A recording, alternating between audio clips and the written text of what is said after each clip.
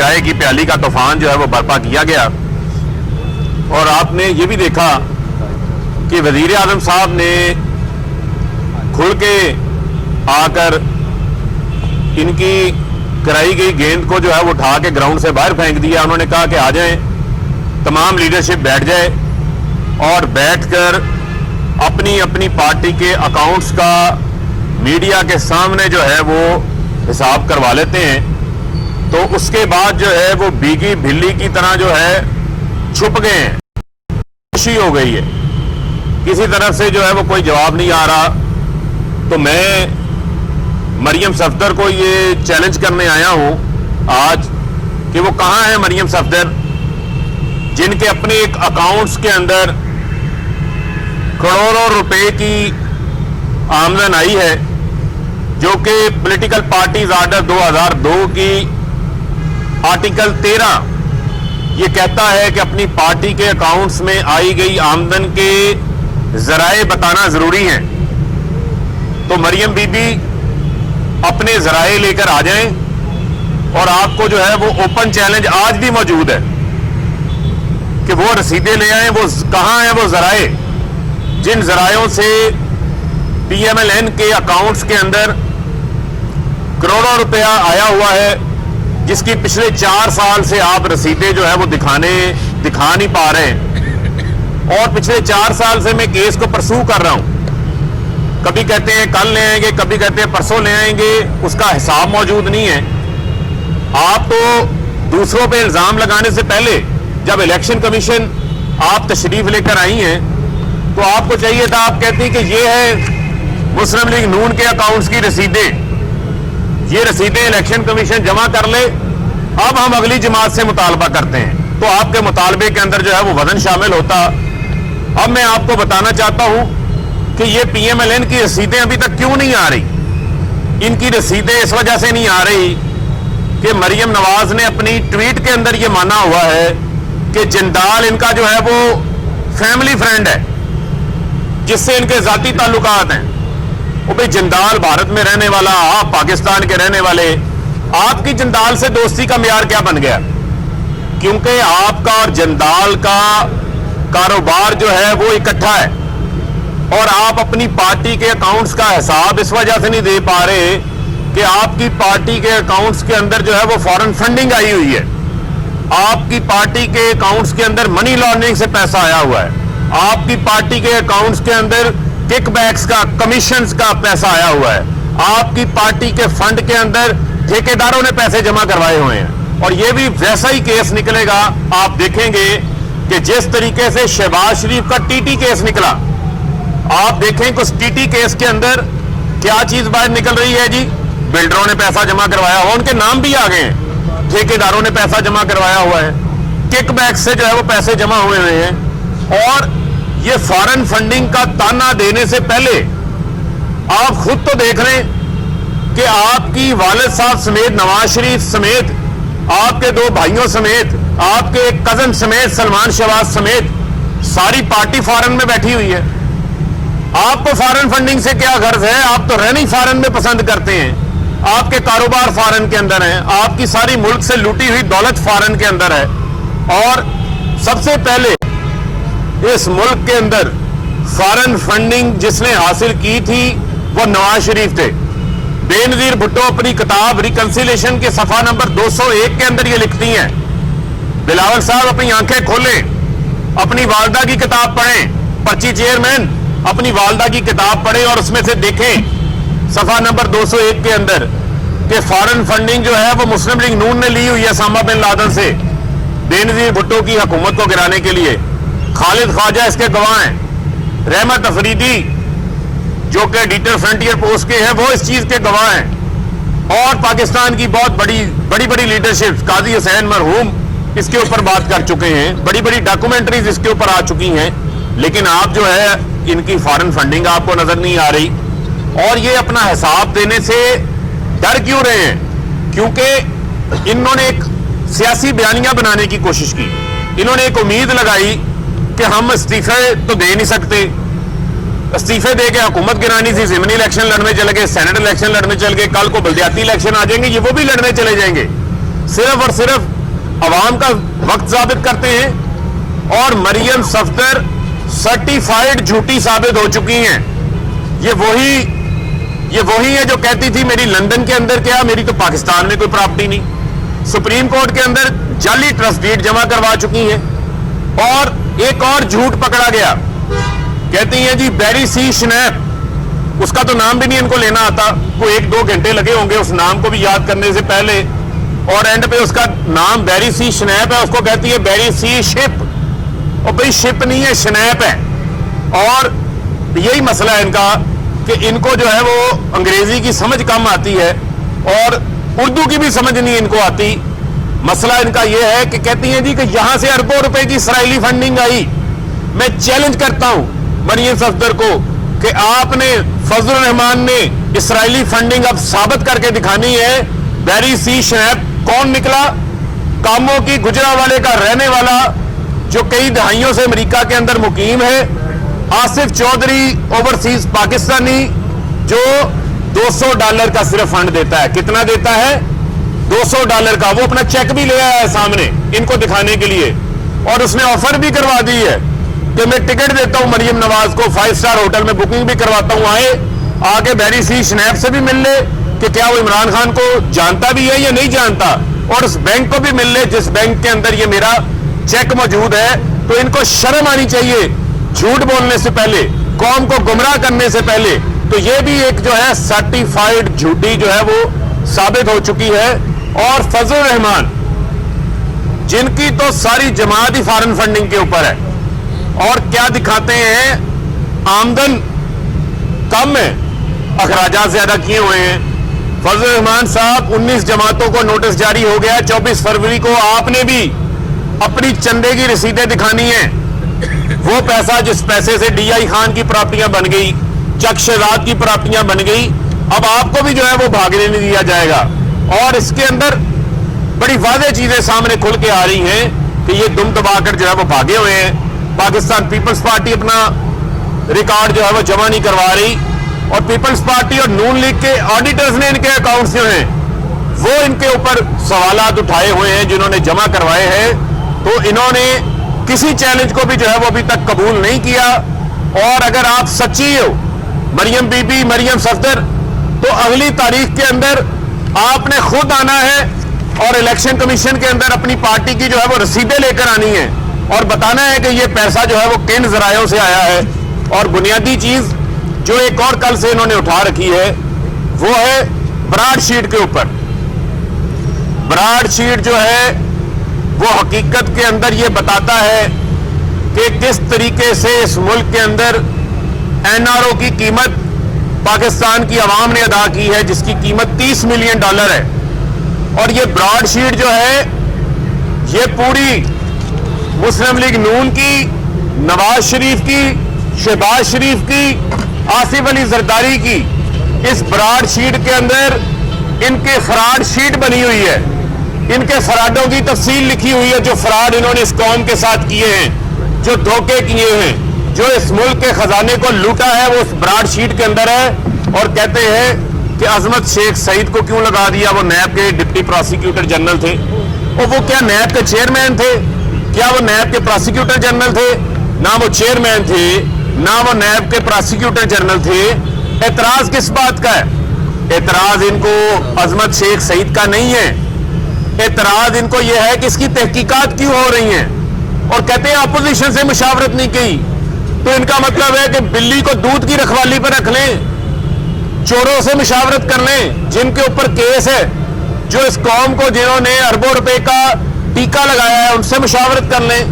और अगर इनसे मुशावरत कर भी लें तो क्या गारंटी है इनकी कि चेयरमैन नैब इन्होंने मुशावरत से लगाया था ना, जस्टिस रिटायर्ड जावेद इकबाल को पीपल्स पार्टी ने और नून लीग ने मुशावरत से लगाया था।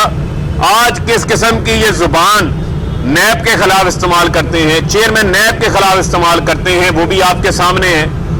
फिर ये कहते हैं, आप ये देखें कि पनामा केस के अंदर इन्होंने हाजिर आला अदलिया के मोअज़्ज़िज़ जज साहबान को नहीं छोड़ा, उनकी फैमिलियों को नहीं छोड़ा, जजेस को बुग़्ज़ भरा कहा, जजेस के बारे में ये कहा कि हम जजेस के लिए اور ان کے خاندان کے لیے زمین تنگ کر دیں گے. یہ اس قسم کی ان کے رویے ہیں. تو آپ جس کو مرضی لگا دیں. یہاں پر عظمت شیخ سعید صاحب کو، معزز صاحب کو، معزز جسٹس ریٹائرڈ کو چھوڑ کر آپ کوئی فرشتہ بھی لگا دیں تو اس کے اوپر بھی ان کو اعتراض آ جائے گا، جب تک ان کو یقین نہ ہو کہ کوئی جسٹس ریٹائرڈ قیوم جیسا بندہ آگے یہاں پر بیٹھ گیا ہے. یہ چاہتے ہیں کہ ٹیلی فون کے اوپر براڈ شیٹ کا فیصلہ لیں، لیکن عمران خان وزیر اعظم ہے.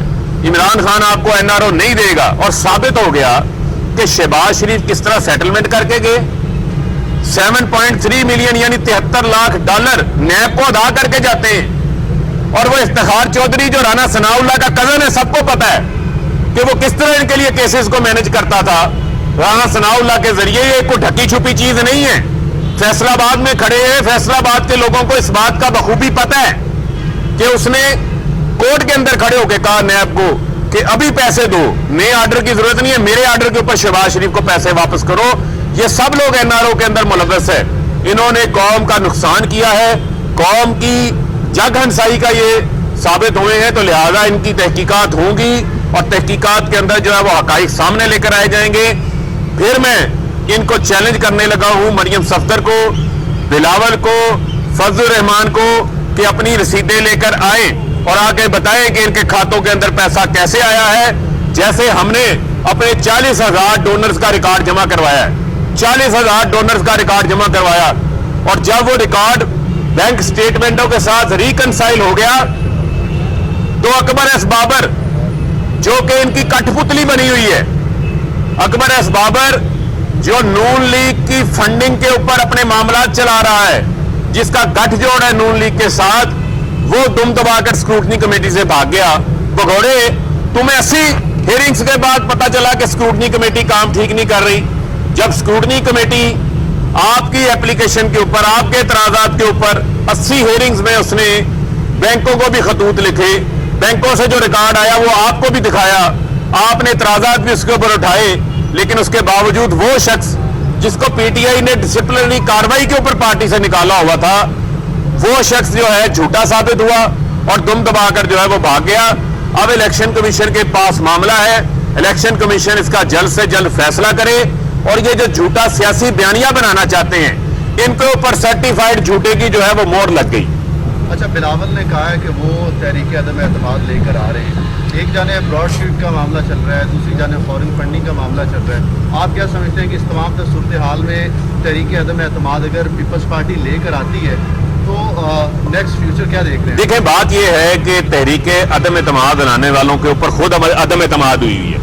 دیکھیں نا، PDM بنی، PDM خود ایک دوسرے کے اوپر عدم اعتماد کر کے بیٹھی ہوئی ہے.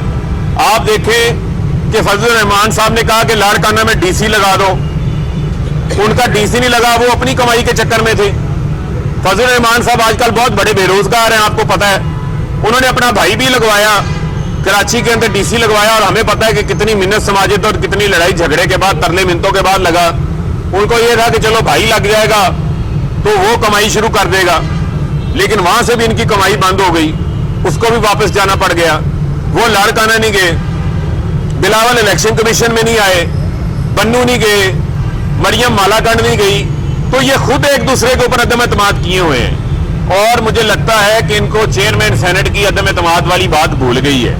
انہوں نے تو کئی بار کوشش کی کہ ہم بجٹ پاس نہیں ہونے دیں گے، فیٹف کے بل کے اندر اپنے ان کے اراکین موجود نہیں تھے، ان کے اراکین نے ان کے اوپر عدم اعتماد کی ہوئی ہے.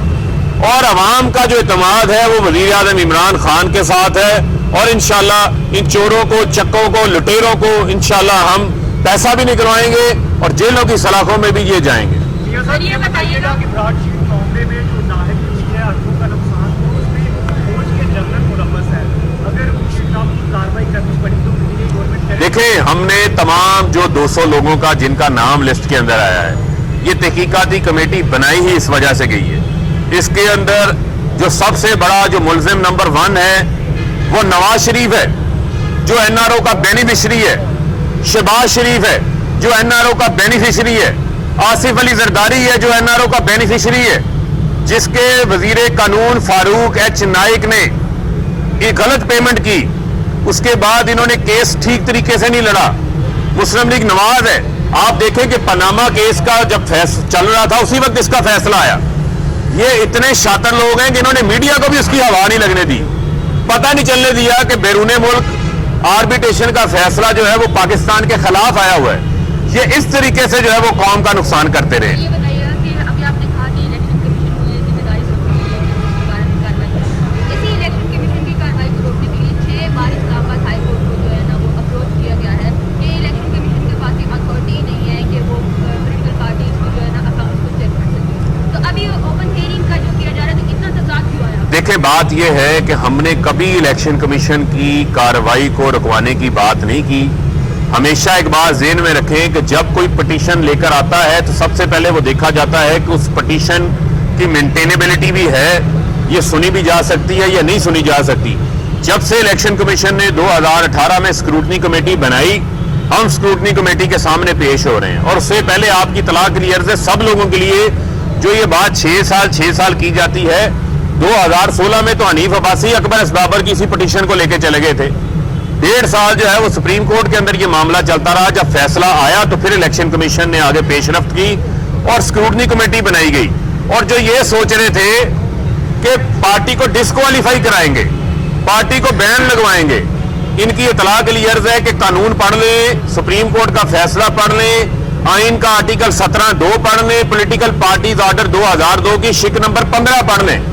वो ये कहती है कि अगर कोई political party foreign added party है जो मुल्क की सालमियत के खिलाफ काम कर रही है तो वफाकी हुकूमत डिक्लेरेशन जारी करती है, 14 रोज के अंदर मामला सुप्रीम कोर्ट भेजती है। अगर इनको इतना ही यकीन था, ये भी मेरा सवाल मरियम से पूछ लें, इतना ही यकीन था इनको कि फिर ये 2014 से 2018 तक हुकूमत मुस्लिम लीग नवाज की थी, वफाकी हुकूमत इनकी थी, ये रेफरेंस बनाते सुप्रीम कोर्ट को भेजते। इलेक्शन कमीशन तो आर्टिकल 6 पॉलिटिकल पार्टी ऑर्डर 2000 का आर्टिकल 6(3) की शिक के तहत ममनुआ फंडिंग का केस को सुन रहा है और उसका इनको भी सामना है, इन्होंने भी जवाब देना है। सर, जैसे मरियम नवाज साहिबा नाम लेती है इसराइल और भारत का, तो क्या आपके पास कोई नाम है जो आप अपोजिशन पार्टी का? आए ऐसी सादगी पे कौन ना मर जाए या खुदा।